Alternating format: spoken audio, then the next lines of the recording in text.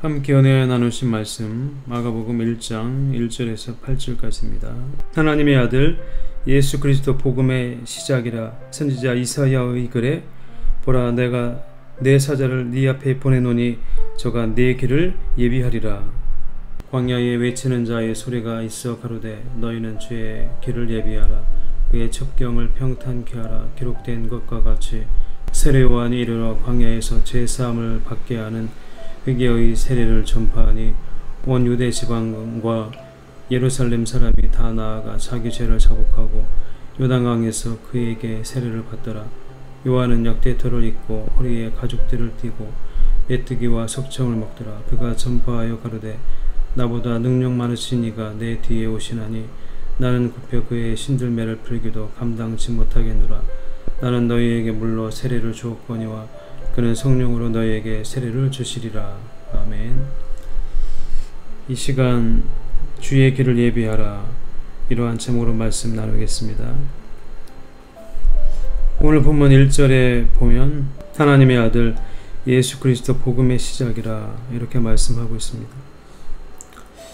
복음이란 좋은 소식, 복된 소식, 그러니까 다시 말씀드려서 기쁘고 좋은 구원의 메시지라는 말씀입니다. 주의 길을 예비하고 그의 첩경을 평탄케 한 소임을 받은 자가 있습니다. 바로 세례 요한입니다. 세례 요한이 살던 곳은 광야였습니다. 그리고 그는 약대 털을 입고 꼬리에 가죽띠를 띠고 메뚜기와 석청을 먹으며 살고 있었습니다. 그럼에도 불구하고 그가 광야에서 죄사함을 받게 하는 회개의 세례를 전파했을 때 놀랍게도 5절에 보면 이렇게 기록을 하고 있습니다. 온 유대 지방과 예루살렘 사람이 다 나아가 자기 죄를 회복하고 요단강에서 그에게 세례를 받더라. 이렇게 기록하고 있습니다. 이것은 몇 가지 의미가 있다 할 것입니다. 첫 번째는 하나님의 진리가 있는 곳이라면 사람들은 어디를 가리지 않습니다. 광야 관조한 곳, 사막 한가운데라도 찾아가게 마련이다라는 사실을 우리에게 알려주고 있습니다. 비록 광야에서 죄사함을 받게 하는 회개의 세례를 전파했지만 온 유대 지방과 예루살렘 사람들이 다 나아가 자기 죄를 회복하고 요단강에서 그에게 세례를 받을 만큼 그렇게 그들에게도 하나님의 진리가 간절했던 겁니다. 말라기 선지자 이후에 세례 요한이 메시지를 전파하기까지 약 400년간 암흑시대를 보내었다는 사실을 떠올리게 됩니다.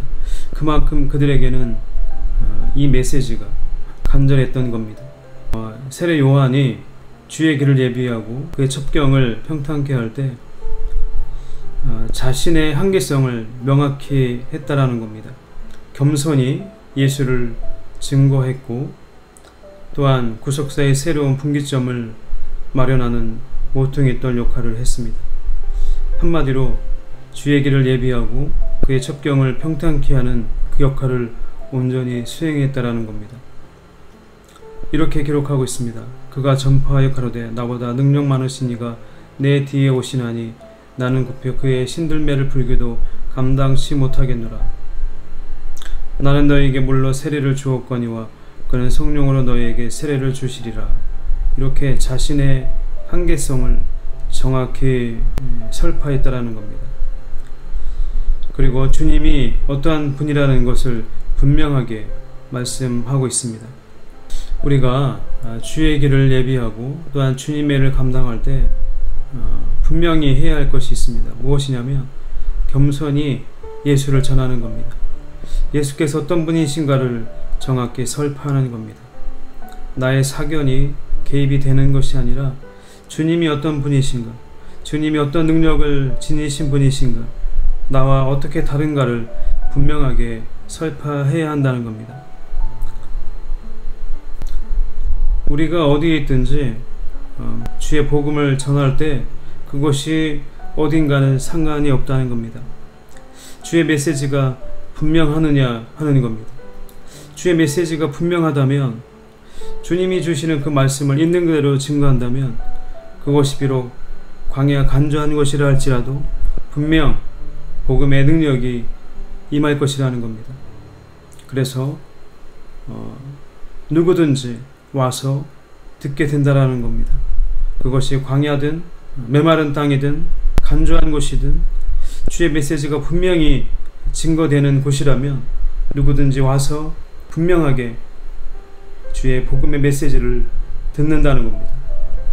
그리고 자기 죄를 자복하고 또한 예수를 믿게 된다는 겁니다. 장소가 중요한 것이 아니라는 것을 전하고 있습니다. 우리는 이 세상과 분리된 삶을 분명히 살아야만 합니다. 요한의 삶을 이렇게 한마디로 6절에 말씀드렸던 것처럼 전하고 있습니다. 요한은 약대토를 입고 허리에 가죽띠를 띠고 메뚜기와 석청을 먹더라. 어쩌면 요즘 목회자들에게 요구되는 사항이 이것이 아닌가 하는 생각이 듭니다. 약대토를 입고 허리에 가죽띠를 띠고 메뚜기와 석청을 먹더라.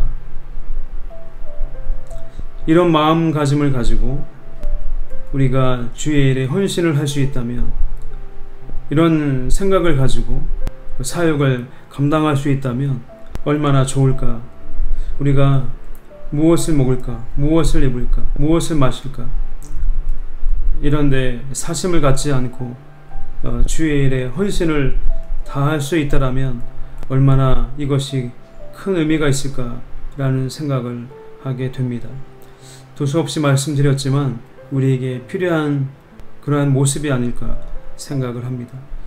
오늘도 특별히 말씀을 전하는 자들이라면 이런 모습들을 염두에 두고 생각하며 난 기쁘게 주의 일에 최선을 다하는, 헌신하는 귀한 시간들이 되어야 하지 않을까 하는 생각을 갖습니다. 세례 요한과 같이 주의 길을 예비하고 그의 첩경을 평탄케 하고자 하는 자들은 이와 같이 그곳이 광야든 어디든 우리가 존재해야 할 곳일 겁니다.